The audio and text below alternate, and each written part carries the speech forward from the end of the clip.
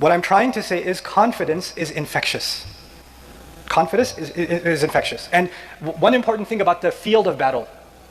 پرانے زمانے میں بیٹل فیلڈ میں آپ کی ہو سکتا ہے آپ کی آرمی کم ہے اور دشمن کی زیادہ ہے، فورسز زیادہ ہیں، لیکن اگر زیادہ فورسز والوں کا کہیں بھی جھنڈا گر گیا، اگر جھنڈا گر گیا تو اس کے ساتھ صرف ویپنس ان کے پاس ابھی بھی زیادہ ہیں، نمبرز ابھی ان کے پاس ابھی بھی زیادہ ہیں، بس ایک چیز ہے، جھنڈا گر گیا ہے. ہوتا کیا ہے؟ جھنڈا گرنے سے ان کا کانفیڈنس بھی گر جاتا ہے، اور جب ان کا کانفیڈنس گرتا ہے تو ان کے نمبرز کی کوئی حیثیت نہیں رہتی، چھوٹا گروپ بڑے گروپ کو قابو آ جاتا ہے. اصل مسئلہ کیا ہے کہ اندر انسان کے کیا ہو رہا ہے، اندر کس مشکلات کا سامنا کیسے کر رہا ہے، انٹرنل جو اسٹرگل ہے اس کو وہ کیسے کنفرنٹ کر رہا ہے. اس کے بارے میں ابھی آخری آیت میں آپ کے سامنے پیش کروں گا. یہ رسول صلی اللہ علیہ وسلم نے کہا نا کہ اللہ تعالیٰ نے کہا ان کے بارے میں کہ وہ ہمارے لیے بہترین اسوہ ہیں. اس کے بعد بات ہماری طرف آتی ہے.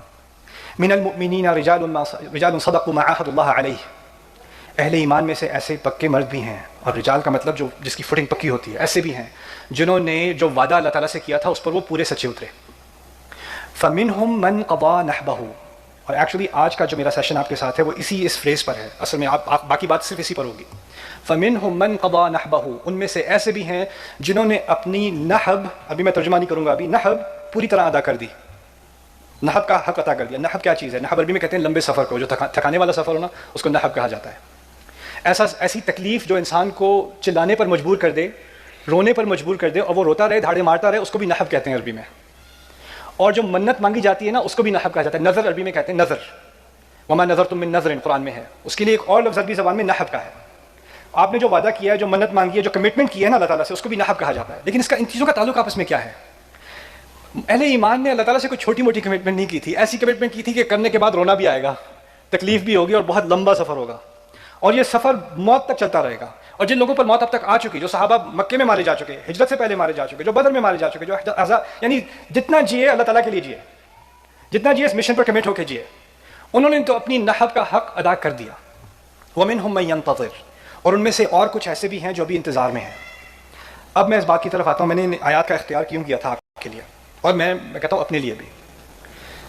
جب بھی میں اپنے لوگوں سے بات کرتا ہوں نا، اور یہ پاکستان سے واقف ہونے کے لیے ایک تو پاکستان میں ہونا ضروری ہے، لیکن مزے کی بات یہ ہے کہ پاکستانی دنیا میں ہر جگہ پائے جاتے ہیں، اور جہاں بھی ہم جاتے ہیں نا پاکستان کو ساتھ لے کے جاتے ہیں. اوکے، صرف کھانے ہی نہیں، ہماری ذہنیت ایک ہی طرح کی ہے، ہمارے فیملی سچویشنز ایک طرح کی ہیں، ہماری مینٹیلٹی ایک طرح کی ہے. You can take the boy out of Pakistan, you can not take Pakistan out of the boy. But you know what؟ اب میں آپ کو کچھ باتیں بتانا چاہتا ہوں. میرا اپنا جائزہ، اللہ تعالیٰ نے مجھے بہت ساری نعمتوں سے نوازا ہے. مجھے موقع ملا ہے کئی سارے ممالک میں جانے کا، ہیڈ آف اسٹیٹ سے ملنے کا، یوتھ سے ملنے کا، ولیجز میں جانے کا. میں نے امت کا جتنا میں جائزہ لے سکتا ہوں میں لینے کی کوشش کرتا ہوں، اور لوگوں سے بات کرنے کی کوشش کرتا ہوں، ملنے کی کوشش کرتا ہوں. میرا ہمارے لوگوں کے بارے میں کچھ جائزہ ہے، ہماری قوم کے بارے میں، وہ میں آپ سے شیئر کرتا ہوں. میں امریکہ سے شروع کرتا ہوں، زیادہ میرا ترجمہ امریکہ کا ہے.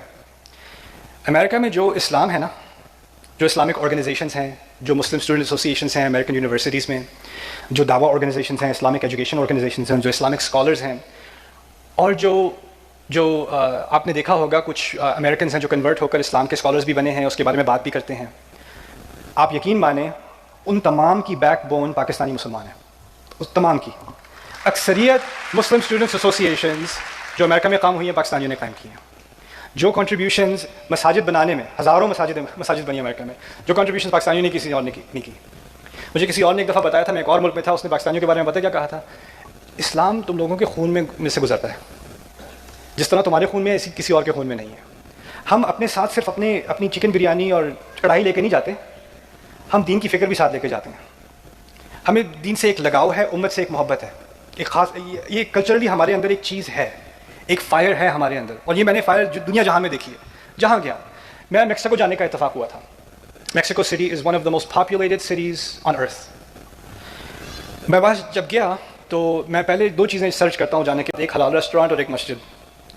تو حلال ریسٹورانٹ صرف دو تھے، اور ایک پاکستانی تھا ایکچولی اور ایک موراکن تھا، لیکن پاکستانی والا 1.5 گھنٹے دور تھا، موراکن والا 20 منٹ دور تھا. تو میں نے پھر موراکن ریسٹورانٹ سے سفر کیا، تو میں پہنچ گیا وہاں پہ. تو میں تھوڑی سی I speak a little bit of Spanish, تو میری اونر سے بات ہو رہی تھی، ہی واز موراکن. تو میں نے کہا کہ یہاں پہ مسجد نہیں مل رہی، میں نے سرچ کی تھی مل نہیں رہی. وہ کہتا ہے سرچ پہ نہیں ہے، یہ یہاں پر ایک کونے میں ہے، یہ وہ ہے. میں نے کہا تو بہت کم مسلمان ہیں، کوئی چھوٹا سا گھر تھا، جمعے پہ 20-30 لوگ آتے ہیں. تو میں نے پوچھا وہاں بہت کم مسلمان ہیں؟ کہتے نہیں، مسلمان تو بہت ہیں یہاں. کہتے ہیں اس 60s اور 70s میں وہاں پر ایک انجینئرنگ ریولوشن تھی، تو انہوں نے موراکو سے، لیبنان سے، سیریا سے بہت سارے انجینئرز بلوائے میکسیکو سٹی میں، اور وہاں ہنڈریڈز آف تھاؤزنڈس کی تعداد میں مسلمان سیٹل ہوئے. تو میں نے کہا کہاں گئے وہ سارے؟ وہ کہتے ہیں وہ سب مکس ہو گئے، ریلیجن غائب ہو گیا، اب بس تھوڑے سے رہ گئے ہم، وہ بس جو بابے شابے ہیں وہ نماز پڑھتے ہیں. یعنی 70 سے لے کے 50 سال کے دور میں لاکھوں کی تعداد میں جو پہلے مسلمان تھے وہ اسلام غائب ہو گیا ان کی جنریشنز میں سے، لاکھوں کی تعداد میں. اندازہ کریں کہ اب یہ جو فنامنن ہے نا کہ جنریشنز غائب ہو رہی ہیں، ہماری ریزسٹنس اس میں ہے بہت حد تک. میرے جائزے میں ہمارے ہاں اس معاملے میں ریزسٹنس ہے، لیکن ہم امیون نہیں ہیں. اب ہمارے ہاں بھی ایک سلو ایکسیڈس شروع ہو گیا ہے. ہمارے ہاں بھی اندر اللہ تعالیٰ کے دین کے بارے میں خیالات پیدا ہونے شروع ہو گئے ہیں. ہماری سوسائٹی میں بھی اندرونی چیلنجز ہیں. اور میرے نزدیک جو ہمارا سب سے بڑا ایسٹ ہے نا، لوگ باہر کے ایسٹس کو دیکھتے ہیں. لوگ دیکھتے ہیں اس کنٹری کی ایکسپورٹس کیا ہیں، اس کی ملٹری پاور کیا ہے، اس کا جی ڈی پی کیا ہے. میں جب دیکھتا ہوں کسی کنٹری کو، اس کے ایسٹس کو، میرے نزدیک جو سب سے ویلیوبل ایسٹ ہے ہمارا، وہ ہمارے نوجوان ہیں. Our men and women are the most prized asset. I don't just argue for Pakistan. I argue our men and women are the most prized asset for the entire Ummah. Wherever I have traveled in the world, the most creative, the most highly intelligent, the most highly entrepreneurial, extremely academically successful Muslims that I've seen in the highest proportion are the Pakistanis. They are incredible. Allah has blessed.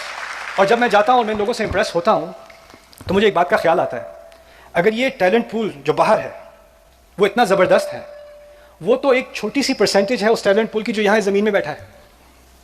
یہاں کا جو آپ جو لوگ ہو نا جہاں بیٹھے ہوئے ہو، especially the youth here, the university students here, میرے نزدیک میرا سب سے بڑا کرٹیسزم تم لوگوں کا یہ ہے، you don't realize your own potential. تم لوگ اپنے سامنے چیلنجز دیکھتے ہو، ہماری کوئی سپورٹ نہیں ہے، ہمیں کوئی آ کے کوئی پیچھے سے ہمیں بیک اپ نہیں کرتا، اوپر سے یہ چیلنجز ہیں، ہماری اپنی فیملیز میں یہ چیلنجز ہیں، ہمارے کلچر میں یہ چیلنجز ہیں، ہماری گورننس میں یہ چیلنجز ہیں، ہماری سسٹم میں، ایجوکیشن سسٹم میں یہ چیلنج ہے، پولیسنگ میں یہ چیلنج ہے، فلاں چیلنج ہے، احزاب احزاب احزاب احزاب. اور وہ دیکھ کے کیا ہوتا ہے، اذاغت الابصار، کیا ہے، کیا کر سکتے ہیں، اس کو کیسے سامنا کریں ان سب چیزوں کا. وبلغت القلوب الحناجر، دل یہاں تک پہنچ گئے. کیا مایوسی کے اوپر مایوسی. جو صحابہ شروع میں ڈرے ہوئے تھے نا اس صورت میں، قرآن نے خود کہا ڈرے ہوئے تھے، انہی صحابہ کے بارے میں سورۃ الاحزاب میں آگے جا کر کیا کہا، وَلَمَّا رَأَى الْمُؤْمِنُونَ الْأَحْزَابَ قَالُوا هَذَا مَا وَعَدَنَا اللَّهُ وَرَسُولُهُ وَصَدَقَ اللَّهُ وَرَسُولُهُ وَمَا زَادَهُمْ إِلَّا إِيمَانًا وَتَسْلِيمًا. جب مومنین نے احزاب کو دیکھا آتے ہوئے تو شروع میں تو ایک ایموشنل ریاکشن تھا، انٹیمیڈیشن ہوئی، اوورwhelmed ہوئے. اس کے بعد کیا کیا، کہا کہ یہی تو چیلنج تھا جس کا وعدہ اللہ اور اس کے رسول نے کیا تھا. اللہ تعالیٰ کبھی کسی کو ایسی مشکل نہیں دیتا جو وہ سنبھال نہ سکتا ہو. یہ پتہ ہے نا، لا یکلف اللہ نفسا الا، معلوم ہے نا. اللہ تعالیٰ نے کبھی کسی کو زندگی میں ایسا بوجھ نہیں دیا جو اس کو اٹھانے کے لائق نہ ہو. اگر تمہیں اس دور میں، اس ملک میں، اس حالت میں، اگر تمہیں اس جگہ پیدا کیا اور اس جگہ تمہیں یہ فیملی دی اور تمہیں یہ موقع دیے، تو اس کا مطلب ہے تم سے زیادہ کوالیفائڈ ان چیلنجز کا سامنا کرنے کے لیے اللہ کی نظر میں کوئی اور نہیں تھا، تم ہی تھے. تمہیں چنا گیا، تمہیں اس فیملی میں چنا گیا. کبھی کبھی تم اپنی فیملی کو دیکھتے ہو، کہتے ہیں میں اس فیملی کا حصہ ہوں کیسے؟ مجھے سمجھ نہیں آتی اللہ کی کیا پلاننگ تھی کہ یہ میرا بھائی ہے. یہ اللہ کا پلان تھا. کیا کچھ لوگ اتنے لکی ہوتے ہیں، وہ وہاں ہوتے ہیں، وہ وہاں ہوتے ہیں، اور تم لوگوں کی ابسیشن بن گئی ہے. اب انسٹاگرام پہ جا کے، ٹک ٹاک پہ جا کے کسی کی شادی کی ویڈیوز دیکھ رہے ہو، کسی کی ویکیشن کی ویڈیو، وہ ٹرکی میں، استنبول میں، ہائے دیکھو ذرا، اوہو. اب کمپیریزن کر کے اپنے آپ کو ڈپریس کرنا کہ ان کے پاس کتنا کچھ ہے. یہ جو کمپیریزن کی ابسیشن بن گئی ہے نا، اب یہ کمپیریزن کی جو ڈیزیز ہے، یہ چیز یہاں کی یہ نہیں، یہاں ہی نہیں، کینیڈا، امریکہ، آسٹریلیا، وہاں کے بچوں کو سوسائڈل کر رہی ہے یہ چیز. یہ ایک زہر ہے، اور یہ زہر ہم اڈیل کے پی رہے ہیں.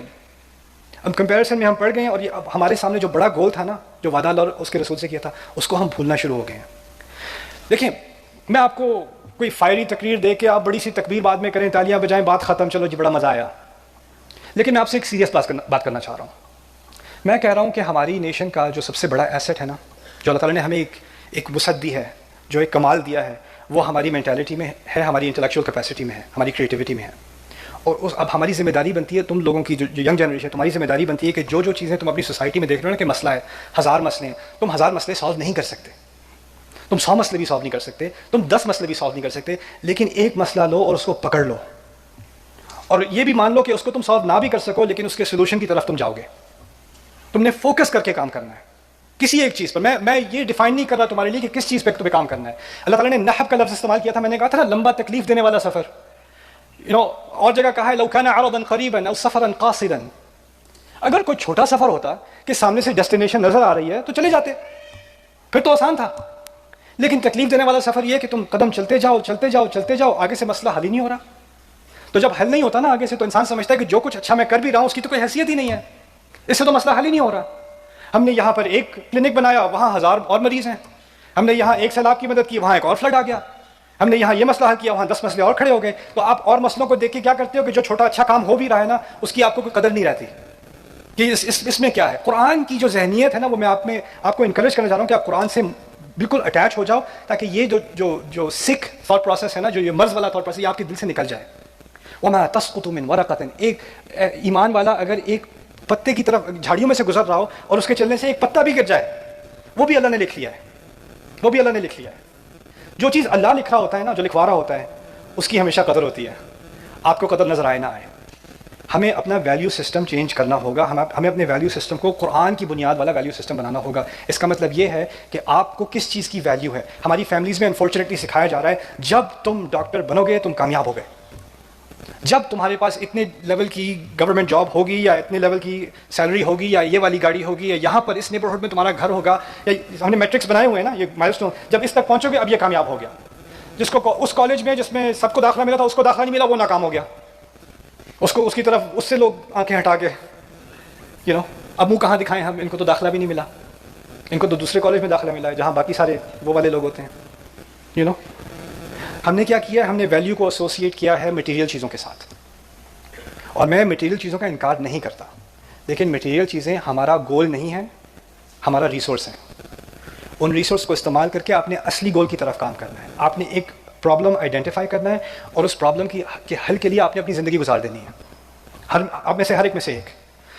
آپ میں ایسے بھی ہیں جن کو ان چیزوں کا سامنا کرنا پڑا ہے آپ کے ایکسپیرینسز کی وجہ سے، جو میں کبھی ایکسپیرینس کر ہی نہیں سکتا، مجھے اس کا کوئی علم ہی نہیں ہے.